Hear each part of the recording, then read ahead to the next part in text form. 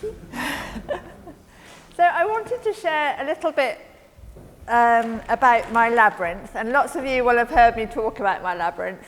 But for me, it's a place where I just make that space to hear from God, make that space to try and let go of everything else that's going around my head. I'm very good at keeping my head busy, and even if I'm not doing a job, getting a book to read or something, and there's often not that stillness and that quiet where I can hear God and just be honest. Sometimes it's easier to keep your mind busy, isn't it? And you haven't got to be honest with God about what's really going on. But in my labyrinth, I have to walk down the end of the garden first, so that's good. So I kind of walk down the end and stop at the entrance to my labyrinth, and just stop, actually. And I quite often will make the sign of the cross just to let myself know and God know that actually this is his time and I've gone there for a purpose. I've gone there to connect with God. And so it just helps me get in my head, actually, this is different. Whatever else is going on in the day, this is when I'm trying to be quiet and I'm trying to listen to what God might want to say to me. And David very kindly did some video around my labyrinth. So if we can put that on, and then I'll just talk over the top of it. So I wend my way slowly through the ropes. And for me, as I'm walking the labyrinth, I'm letting go of the things that are jumbled up in my head. The things that I might, it might be really good things I'm excited about. It might be things that I'm really struggling with. And I'm just trying to put those down as I take those steps around the path,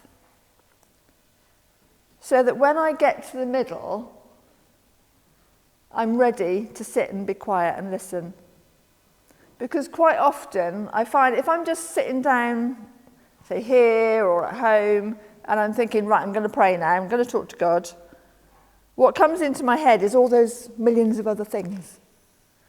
And so I find that walking helps, because I like walking anyway, and I do struggle to sit still. So walking helps, and just that letting go and that time, because you've got to follow the path and you've just got to keep following. You can't.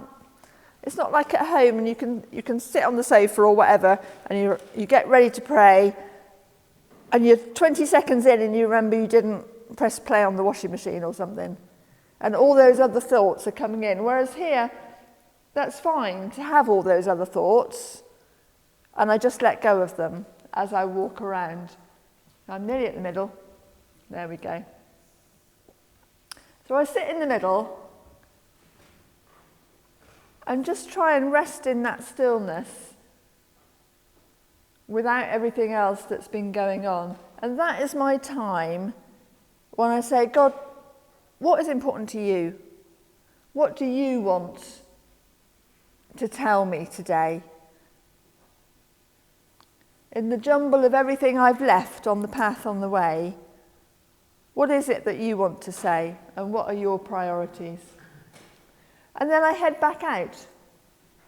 And I try not to pick up all the things I put down, but inevitably you do. But I follow that path out with a new sense that I've heard from God, a new sense that things are perhaps more in perspective than they were when I started off. And again, it's quite nice to follow the path round, because you give yourself that time. You give yourself that permission. There's not other things you're going to rush off and do. You're just going to meander slowly round the path. And it's really good thinking space for me.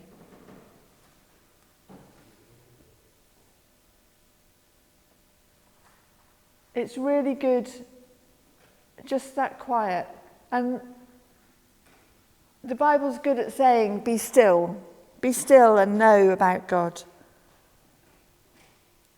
And I find it hard to physically be still. But if I'm walking and I can give my mind that stillness, it's a bit twisty corner there. That really helps me. If I can still inside myself, then I hear God better.